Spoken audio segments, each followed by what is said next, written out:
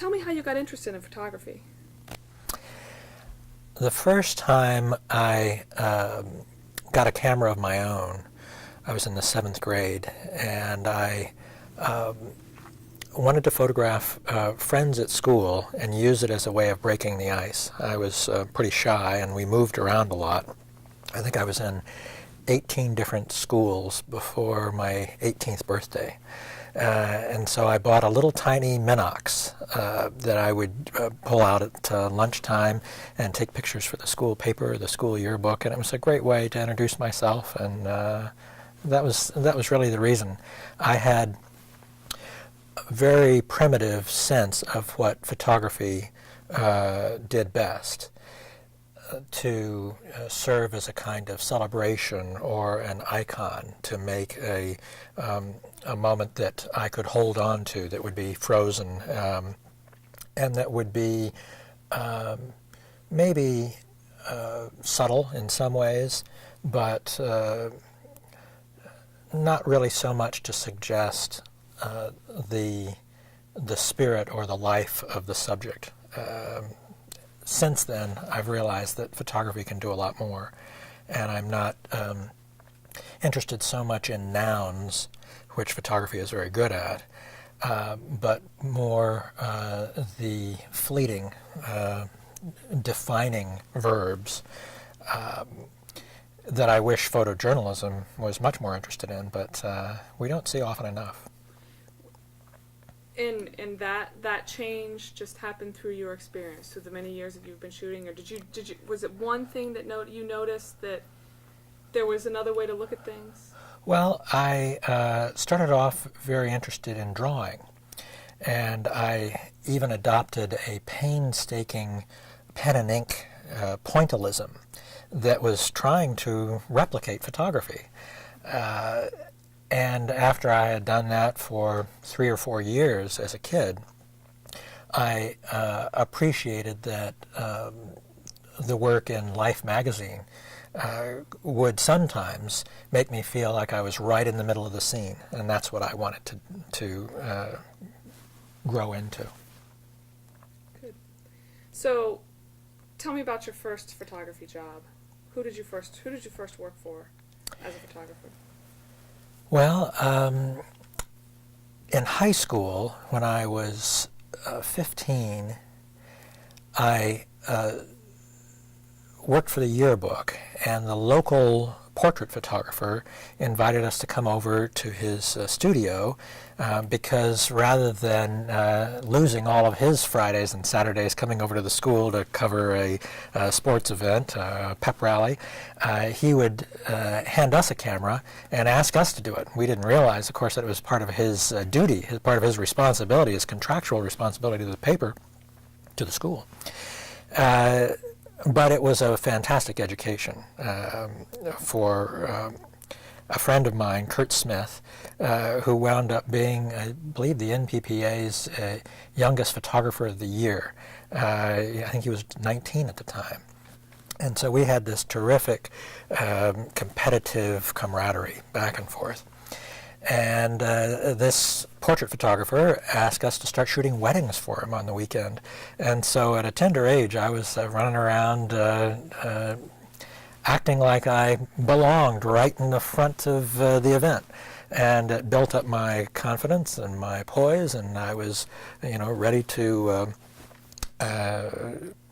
be the almost the consecrator of events. That's what photography was, especially at that time.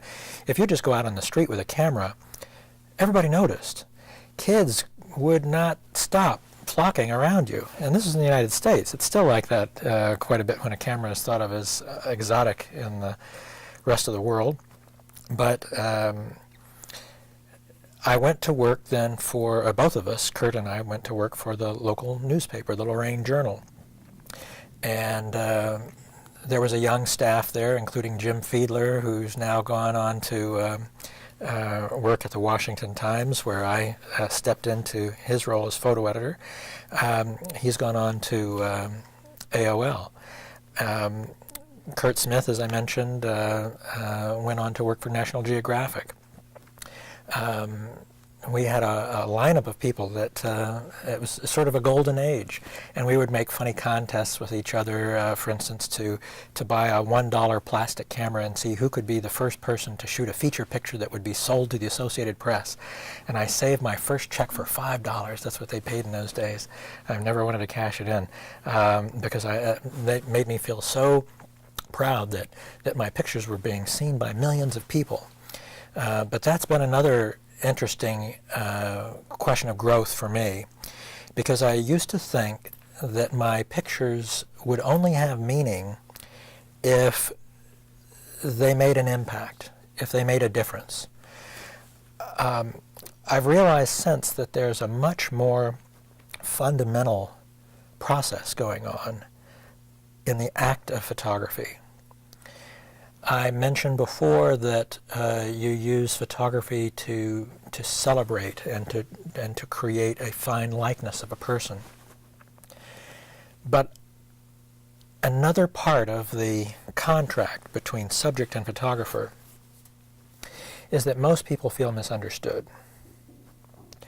And if they feel they've been put under a microscope, if they feel like they are being examined, evaluated, judged, I think that's why most people are uncomfortable having a camera pointed at them. But I instead try to understand the person well enough to collaborate with them, to help explain themselves to the rest of the world. And rather than the impact we will ever have on some future audience, I think that what is exchanged in that very intimate setting is perhaps a more fundamental need, the need to see and the need to be seen. And that has been my philosophy since, and I think that's why most of the stories that I have done have shown this quality of trust and access that I think photojournalism could do very well and ought to do more often. Unfortunately, that hasn't been the trend of late. More newspapers, more magazines are shrinking the space that they will give to a photo and be satisfied with a simple portrait or a landscape and use them as labels because they feel that the ideas that they want to explore may have something to do with the future, may have something to do with scale, ideas that are not particularly photogenic. Whereas my approach, I still have a difficult time persuading other editors to see it this way, would open doors where you haven't been before, anticipating that the things which have interested us, which have helped to define a question, will happen again. And that's been the kind of intuition that I use to get back into places, to almost allow the pictures to do all the talking. And I think it works. I think after shooting 50 assignments for Life magazine, I proved it again and again. Now, as an editor, I have a staff of photographers here in Washington, D.C.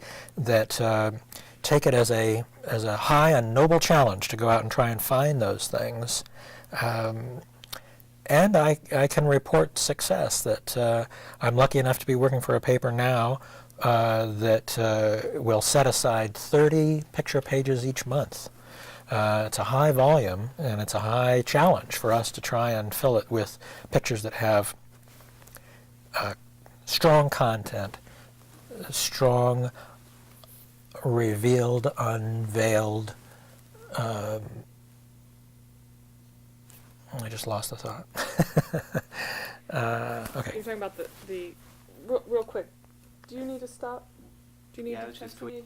We're rolling. Okay. Okay, what was our last thought? We were talking Well, about... you were talking about how you feel fortunate to be at the Times because they've set aside 30 picture pages, right, right.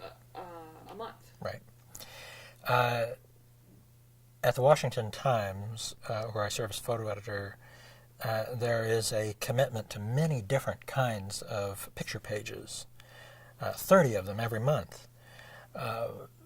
one section is called Family Times, and it serves as kind of the softer feature side, similar to what many newspapers might show as their style section. But the political philosophy of the newspaper is, while it's very clear, and it makes certain subjects or certain approaches to subjects unlikely. For instance, our managing editor often likes to say, we don't do woe is me stories, a picture where there's just darkness, darkness, darkness. Instead, the Washington Times prefers light a candle. So whenever we can show an optimistic story about someone taking responsibility for their lives, trying to lift themselves up, that's a natural for us. We're also very interested in questions of education, particularly questions of spirit, questions of values. And even though if I started my own newspaper, I might come up with a different list, I find that perfectly a good starting point.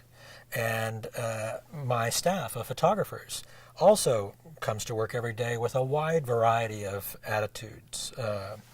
And so what I'm often doing is serving as the coach. I have to massage an idea and explain not just why we should pick up this assignment and run off and shoot it like a robot, but instead how there is an underlying premise, a hope, a mythic possibility to the story. So we're not just doing an assignment about the area craft show, but instead we're talking about what it means to create something with your own hands, to offer it as a gift for the holidays, and to economize for the budget. And that if a grandfather teaching the grandchild how to carve wood and to paint couldn't become as classic as a Norman Rockwell moment, then I think our photographer's going about it the wrong way. There is a bad habit in photojournalism that some photographers and editors are proud of. I heard an interview not too long ago where the guy said, what an adventure. Every morning I wake up, I have no idea what I'm going to do. I show up like a hired gun, and the editor says, run down the block and shoot my favorite recipe, or go off to the press conference. Washington, D.C. is full of controlled photo opportunities. But I like to say that the worst irritation for me, that what chafes my skin more than anything else, is the red velvet rope. Do not put me behind with 100 other photographers, all shooting shoulder to shoulder. It's like putting dogs into a fighting ring, and of course we're going to turn on each other. And never get anywhere near taking a meaningful picture of what's really happening, showing people doing real things. So instead, to that photographer who says, I have no idea what I'm going to do today, we make sure to try and get them their assignments at least the night before. They have that opportunity. Obviously, breaking news in Washington, D.C. will grab our photographers by the collar and send them in another direction. But 90% of the time, if you give it a little thought, the night before, you could do some research. When you're trying to find a parking place, you could be thinking about what it is in your upcoming assignment that has a more universal possibility. And to not be tempted, as so many magazine and newspaper photographers are these days, to orchestrate, to manipulate, to stage manage a situation, but to keep a challenging, inspiring list of possibilities in mind. You might only see half of them, but if you do, and if they fit together well, you have the possibility of telling a story, following a narrative story arc. And that's what I need to build a picture page. Good. So, you talked about you had started work at the Lorraine Journal, and then I believe you were about 23. You started working for AP, and then you got yourself to Rhodesia. Tell me that, starting working for AP, and then 2 years later, you're in Rhodesia. Let me back you up to, Okay, back to up. Lorraine. Okay, Lorraine. We found out that the first women priests were going to be ordained and offer their first Mass, their first communion. And it was going to be happening near where I got my first job at the Lorraine Journal. It's happening in Oberlin, Ohio. And I decided to go down early and introduce myself to the pastor and to the rest of the staff, and to approach them with this same humanistic rapport that even though they were under the spotlight, and even though hundreds of other journalists might be arriving soon, that I wasn't really interested in that, that I wanted to see what life would be like for any other member of the congregation. The idea of microphones shoved in their face, coming out to give a statement afterwards, didn't interest me at all. And so I finessed my way into an invitation to sit right up in the front row pew. And I had one small, simple camera. And when the moment came, when I realized that she was about to break bread and offer it to people, that was the perfect verb, the perfect act of what she was doing. And the response that she got from her parishioners was telling as well. And I was the only photographer who had made it my goal to see that instead of taking the simple headshots. And of course that problem has become more and more difficult since. Within an hour's time, ordinary people in the heartland of America suddenly have a press agent. They have a lawyer. They refuse to talk to the journalists. And I don't know if it keeps going that way, how any of us are ever going to see the real events. Maybe we'll have to wait for the made-for-TV movie like we did with the trapped coal miners the other day. Still working for the Lorraine Journal, I found out about a bookstore in Ohio that was selling neo-Nazi literature. And I stumbled into their door one day just to find out more. And the clerk on duty was wearing a brown shirt uniform with a swastika armband. And I knew that if I identified myself as a journalist, the door would have just been slammed in my face.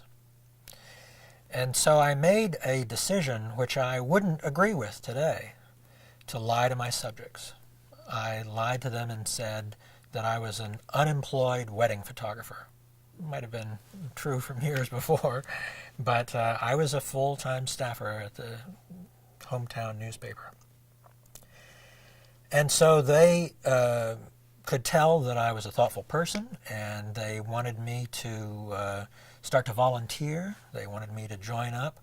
Eventually they made me take the oath and wear a gun and attend all of these Nazi Party meetings, until the point I found out they were planning to assassinate Jewish American leaders, to blow up several embassies in the United States.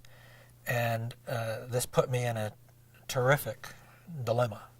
I went back to my photojournalism professor, Charlie Brill, at Kent State University, and confided in him and said, what do you think I should do? And his advice, the way he had tried to train us as young students through 4 years, was that you have to respect the events as they unfold. And even though you might be tempted to interfere, to influence, to inhibit, to correct whatever was going on, and especially when it's running at these stakes, when it's life and death issues. You cannot do that. You have to go passive. It was a terrible choice to have to make. The editor I was working for was the only other person who knew. And our almost unanswerable question was, are these guys full of hot air? Are they bluffing? Are they just entertaining weekend fantasies of taking over the world? Or do they have that ability? So I was in Chicago continuing to work on this story. I was completely undercover. And it was for 9 months. The Chicago police didn't connect the dots when pipe bombs blew up the front porches of 3 black family homes spread across Chicago. And I found out after the fact that it had been a dry run. The person who drove the car that delivered those bombs started bragging to me after the fact because he thought he was just talking to a fellow Nazi.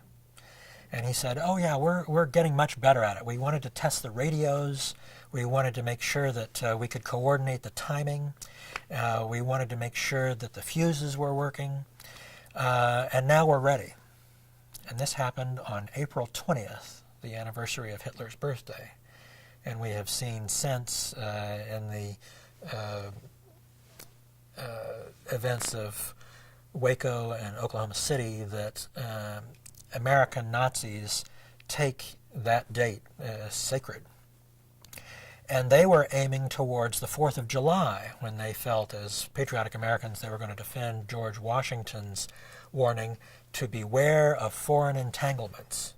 And so in 1977, they wanted to bomb the Israeli embassy, the Soviet embassy, the Nigerian embassy, the B'nai B'rith building, and a number of others, all in Washington, D.C.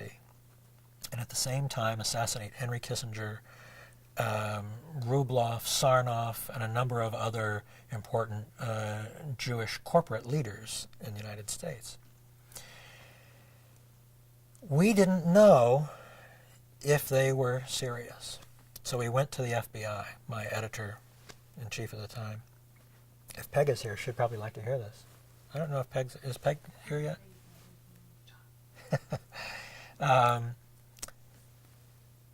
The FBI refused to corroborate our suspicions and instead said, if you will supply us with all of your notes, with all of your information, with all of the tape recordings you've made and the photographs you've taken, all the outtakes, and become part of our investigation, then we might be willing to tell you what we know. As it turned out, they were bluffing. After the Watergate-era laws that prohibited the FBI from putting domestic political groups under surveillance, there was no intelligence information known about the American Nazis. So we had this terrible standoff where, from a legal point of view, if we had accused this Nazi cell in Cleveland and the leadership in Chicago, Frank Collin, he was the same fellow that went on to march on Skokie and became somewhat of a media gadfly himself. If we accused him of conspiracy to murder and to bomb, then we would have exposed ourselves to a terrific liability after the fact, when he could have thrown up his hands and said, we're going to sue you for everything you're worth. We had no such plans. How would we collect the information? By a nightmarish bit of luck, one of his assassins was so imbalanced that he jumped the gun by 1 month. Instead of July 4th, when he would go kill his first target, on June 4th, A Nazi in Chicago arrived at the executive offices of a prominent Jewish real estate developer, blustered his way past the reception, pulled out a vial of cyanide gas and forced this man to inhale it, killed him on the spot. Didn't flee immediately, but began to give a political speech. The secretaries called the police. They came and arrested the guy. They cuffed him, put him in the back of the squad car. He was able to produce a second vial of cyanide gas, inhaled it, and died in the back of the squad car. So the Chicago police were looking pretty bad at this point. They were stumped. Only by tracing the guy, going back to his apartment, where Hitler was plastered like wallpaper in every room, did they find his hit list and finally give us the news peg we needed to explain not only the background of what had just happened in Chicago, but the fact that this man belonged to a group that had much wider ambitions. I was afraid for my life, and in fact there had been some nervousness towards the end when we didn't know whether we could publish, where I think that they started to realize my true identity.